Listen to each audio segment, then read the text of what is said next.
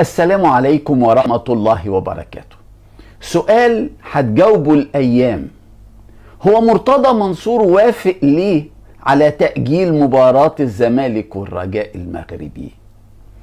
هل هو كان بيهدف بس انه يعمل كده علشان يأجل قرار وزارة الرياضة بحل مجلس إدارة اتحاد نادي الزمالك لغاية بعد مباراة الزمالك والرجاء ويصرف عنها الأنظار؟ ده اللي هنعرفه ولكن بعد فترة. إنما نادي الزمالك في موافقته على التأجيل اشتغل بمبدأ هات وخد. أنا موافق على التأجيل ولكن اسمحوا لي بحضور جمهور لماتش الزمالك والرجاء في استاد القاهرة بعد ما يتأجل. طبعا الكاف قال له صفر، مفيش أي حضور جماهيري في نصف النهائي. إنما قرار مرتضى اللي خلى الاتحاد الأفريقي يتراجع بعد ما كان رافض تأجيل المباراة عمل غضب كبير وعمل تمرد رهيب بين كل لاعبي الزمالك. كل لاعبي الزمالك، مفيش ولا لاعب من الزمالك إلا وضد مرتضى منصور دلوقتي بعد قراره الموافقة على تأجيل المباراة. كل اللاعبين بيقولوا في كلمة واحدة هو معانا ولا ضدنا، وألفاظ طبعا ما نقدرش نقولها هنا على الهواء قالها اللاعبين ضد مرتضى منصور. بيقولوا احنا كنا كسبنا، خلاص كنا كسبنا وكنا مرتاحين، لا في مجهود ولا في إصابات ولا في إنذارات ولا أي حاجة، كنا وصلنا الفاينل. انت بتعمل ايه يا مرتضى؟ احنا ناقصينك؟ غضب لعيبة الزمالك طبيعي جدا، انما اللي مش طبيعي وعجيب قوي هو اللي قاله ميدو على تويتر. حالة من الشيزوفرينيا، يعني يقول الشيء وعكسه.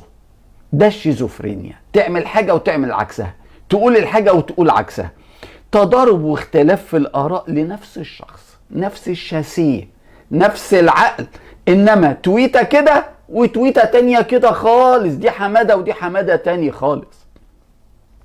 مش بس كده، ده قال لكل الدنيا عملي ان عنده عقلية طفل، عقلية فاضية مش ناضجة، مفيش تعليم، ما خدش ابتدائية، كل ده ولعب في اوروبا. طب انت لعبت في اوروبا فين ولعبت ازاي؟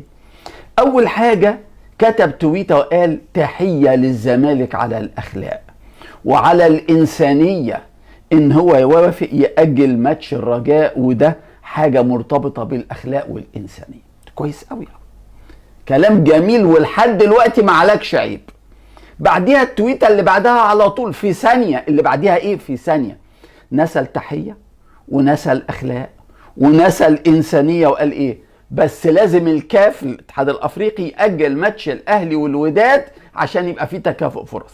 انما لو الاتحاد الافريقي ما وافقش على تأجيل الاهلي والوداد، احنا مش هنوافق على تأجيل الرجاء. نعم، مش هنوافق على تأجيل الرجاء.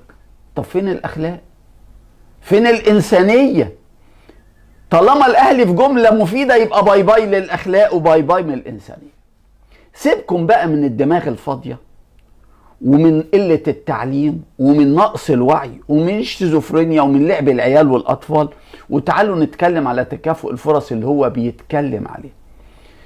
هو مش عارف ان لما الزمالك ماتش ويتأجل ل 31 أكتوبر ان الزمالك مستفيد اكتر من رجاء كمان. كده الزمالك هيقدر يلعب فرجاني ساسي 13 يوم، راح هيلعب محمود علاء هيكون خف 100%، هيلعب حازم امام هيلعب بال11 الاساسيين، مش ناقصه ولا لعيب. بلاش دي.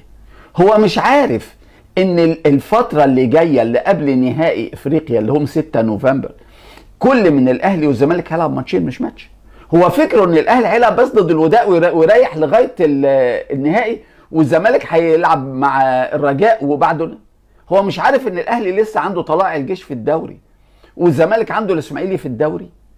يعني الاهلي يلعب مع الوداد يوم 23 وبعدين مع طلائع الجيش يوم 29 او 30 وبعدين يلعب الفاينل يوم 6. الزمالك هيلعب يوم 25 مع الاسماعيلي وبعدين يوم 30 او 31 مع رجاء ويلعب الفاينل يوم 6. هو الجهل وصل لهذا الحد. وبعدين انت بتكافؤ فرص ايه؟ ده انت لما تلعب يوم 30 او 31 لسه عندك 6-7 ايام. هو 6-7 ايام دول مش كفايه للراحه ومش كفايه للاستشفاء. الحقيقة الجهل ملوش علاج، ملوش علاج على الإطلاق، على الإطلاق في هذا الزمن. نروح للأهلي واللعب النظيف والأخلاق العالية والاحترام والمبادئ، ومجموعة أخبار كلها مفرحة، كلها مفرحة.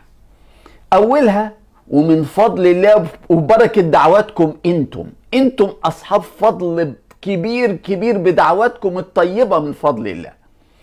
النهاردة مؤمن زكريا نجمنا وحبيبنا كلنا أول مرة يدخل الجيم، أول مرة يدخل صالة العلاج الطبيعي ماشي على رجله عشان يمشي على المشاية اللي هي التريدميل.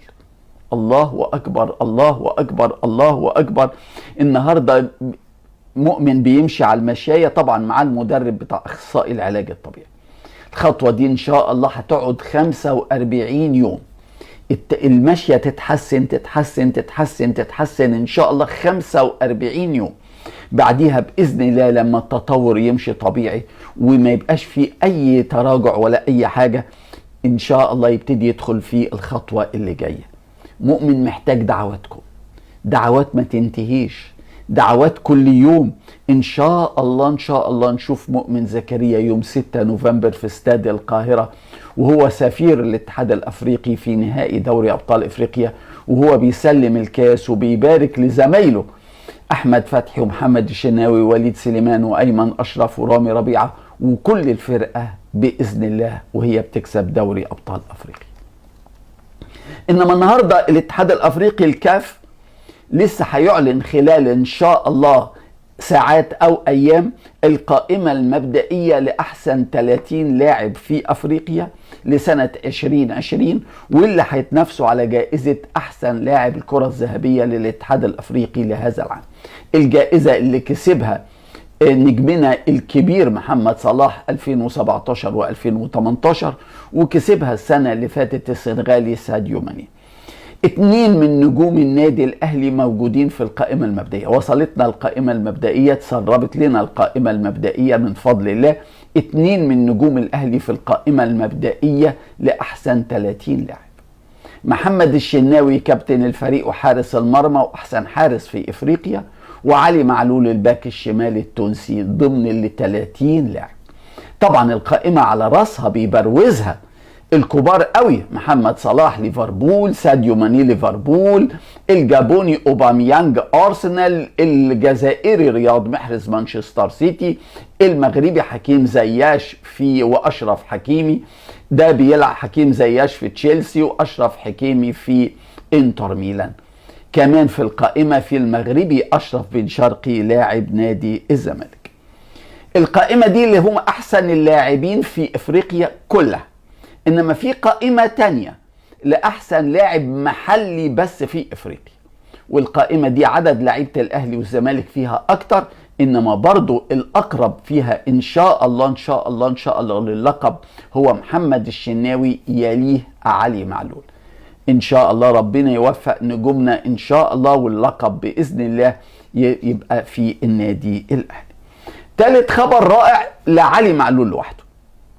علي معلول الكاف النهاردة الاتحاد الأفريقي أعلن إحصائيات دوري الأبطال، ومن فضل الله الأهلي في حتة تانية، الأهلي في حتة تانية خالص.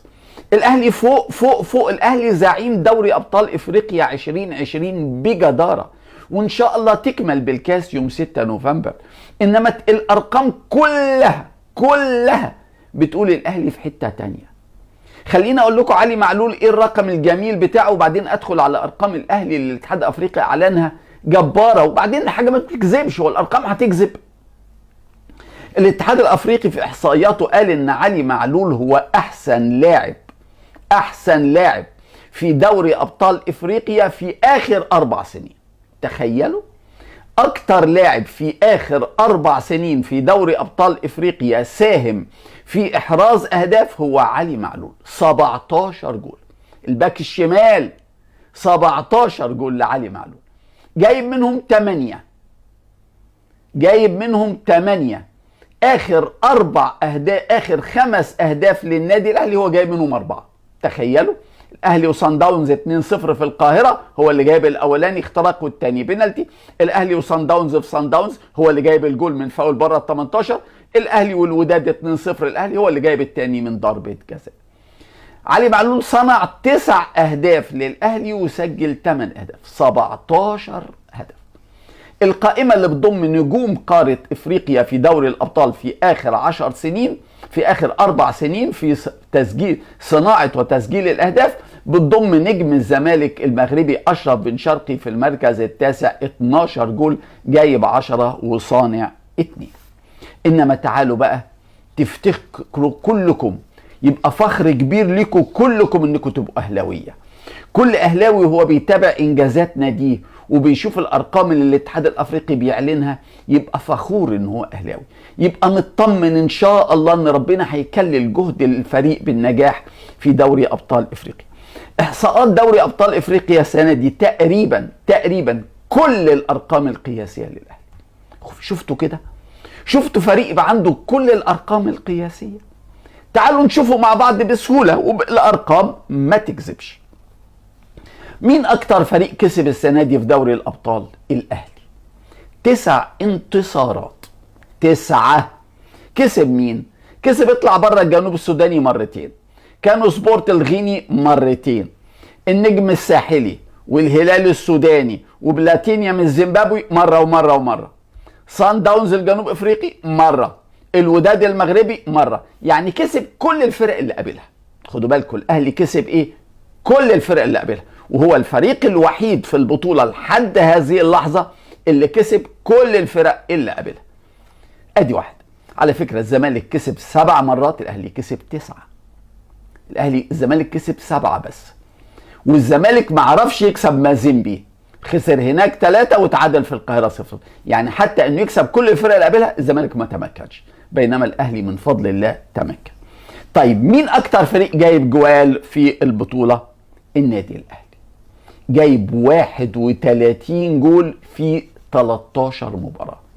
يعني ما بين جونين و3 جوال، ما بين جونين و3 جوال، اقل حاجه يا جونين يا 3، يا جونين يا 3. ما شاء الله ما شاء الله. حتى اخر ماتش كسبان 2 بره ملعبه، ما شاء الله. طبعا الزمالك جايب اقل في عدد الاهداف. مين اكتر فريق شبكته نظيفه في اكبر عدد من المباريات؟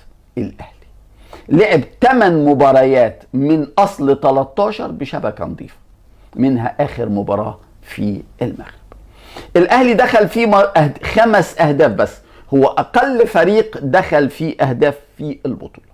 مش بس كده، الاهلي الفريق الوحيد في البطوله اللي ما دخلش فيه اكتر من جول في اي ماتش. يعني سقفه دخل فيه جول واحد بس، واحد بس من اي فريق. ما شاء الله ما شاء الله. طبعا في الاحصاءات بتاعه الاستحواذ فرق شاسع. الاهلي لعب 13 ماتش، هو الفريق الاكثر استحواذا في 10 ماتشات من 13، ونسبه متساويه في ماتش، وهو الاقل في ماتشين بس. على فكره عارفين الزمالك استحواذه في الماتش الاخير مع الرجاء في المغرب كام؟ اللي هو كسب 1-0، 35% بس. الاهلي في الوداد عنده نسبه استحواذ اكتر.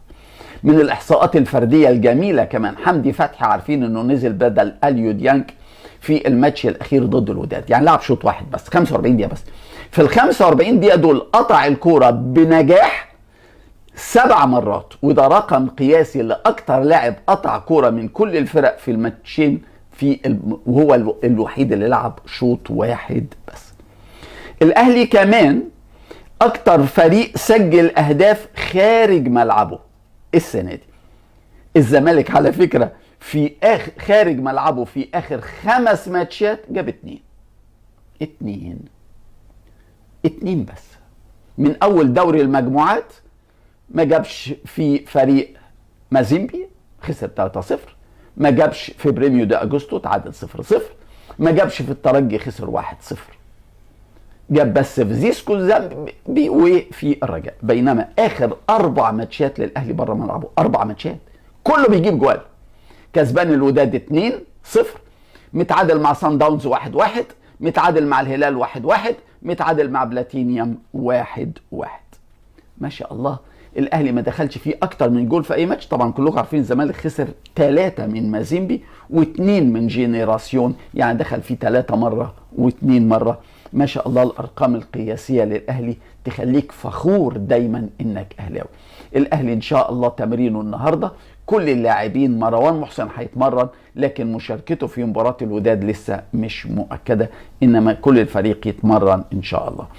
بعد ما احمد حجازي نجم وست بروميتش البيون ولاعب الاهلي السابق كان اعلن رسميا ان الاهلي كان سأله تقدر ترجع لنا السنه دي على سبيل الاعاره، اعتذر وقال انا عايز اكمل مع وست بروميتش البيون بعد ما صعدنا للبريمير ليج.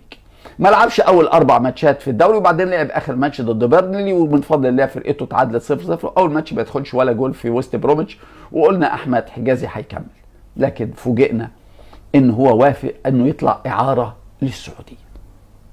وافق يطلع اعاره يا الاتحاد جده يا الاهلي جده. طب ما الاهلي كان مفاوضك يا احمد، اتاخرت ليه؟ خلى الاهلي دلوقتي تعاقد خلاص. الاهلي دلوقتي تعاقد مع بدر بنون النجم المغربي لاعب نادي الرجاء، وتعاقد خلاص مع احمد رمضان بيكهام لاعب نادي وادي دجله. خلاص الاهلي ما عادش يقدر يضم لاعب تاني في قلب الدفاع. كانت فرصه يا احمد ترجع تاني لبيتك حتى لو على سبيل الاعاره. خلاص دلوقتي السباق بين اهلي جده واتحاد جده لضم احمد حجازي لمده موسم على سبيل الاعاره. اخر حاجه الحقيقه الواحد بيقولها وهو حزين على جمال عبد الحميد. امبارح كان ضيف في قناه عربيه على الهواء وقال كميه جهل حاجه تخليك تحزن ان ده مصري وان ده كان لعيب كره. قال الهدف بره ملعبك في دوري ابطال افريقيا بيتحسب بجونين، يبقى الاهلي كسب الوداد 2-0 يبقى الوداد لازم يكسب 4-0. الزمالك كسب الرجاء 1-0 يبقى الرجاء لازم يكسب الزمالك 3-0. طب ما لو الوداد جاب 4 جوال في الاهلي بره ملعبه هيبقوا 4-2 يبقوا ب8 يا جمال. يبقوا 8 يا جمال، ولا انت خلاص الحساب بقى ابيض؟ عموما الهدف لا يحتسب بره ملعبك بهدفين الا في حاله تساوي عدد الاهداف. ده جاب 3 وده جاب 3، ده جاب 4 وده جاب 4، ساعتها اللي جاب بره ملعبه هدف يحتسب بهدفين وطاب مساء.